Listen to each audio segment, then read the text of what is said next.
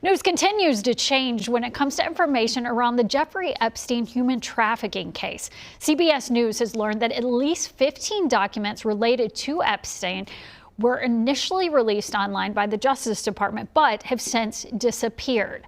As CBS's Christian Benavidez reports, the government also missed its deadline to release all documents.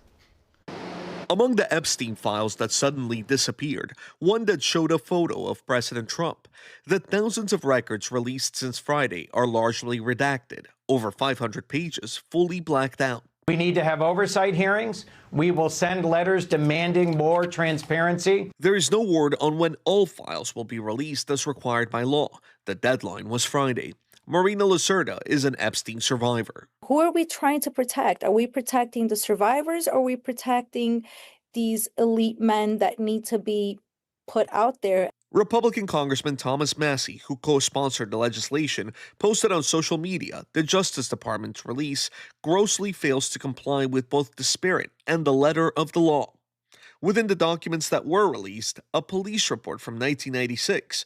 Jennifer Freeman represents that survivor. She reported Epstein to the authorities, to the federal authorities, to the FBI.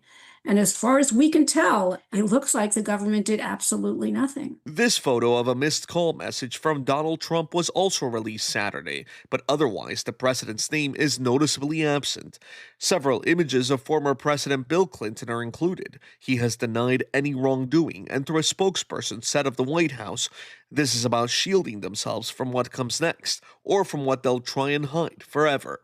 Christian Benavidez, CBS News. The Epstein Files Transparency Act required the Justice Department to release all of its files related to Epstein by Friday, but Deputy Attorney General Todd Blanche said the volume of materials means that the files must be released on a rolling basis. We received new video last night of a car smashing into the back of a Minnesota State Patrol cruiser. This happened Friday night along the I-94 corridor in Minneapolis. The trooper was actually out of the car helping someone else, so the trooper was not injured. The driver who struck the cruiser was booked on suspicion of DWI. We've got some more information on the shooting that happened on a Minneapolis bus Friday. Metro Transit police say that no arrests have been made yet, but they believe that they have identified a suspect. They say that the suspect got off of the bus and then shot into it. Police say that those shots were fired at 36th and Penn in North Minneapolis. The bus driver kept driving until they knew it was safe to stop. Stopping at this point you see here on the map at 43rd. That's a distance of 7 blocks. Here's what that driver told dispatch just seconds after those bullets were flying. Control, I'm still driving because they may be pursuing the bus. I don't know. I just went through Dowling heading northbound. Copy. All 3 victims were rushed to the hospital. 2 are expected to survive, while the third is in critical but stable condition. Metro Transit's police chief says that they are working tirelessly to find out who did this. Serious crime is down overall in the Metro Transit system, but when things like this happen, it certainly impacts our employees, our riders, and the community.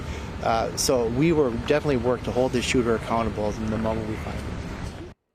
The chief didn't say what led up to the shooting or if whoever opened fire knew the people on the bus. He did say that cameras on the bus caught images of what happened, and he hopes to release those very soon.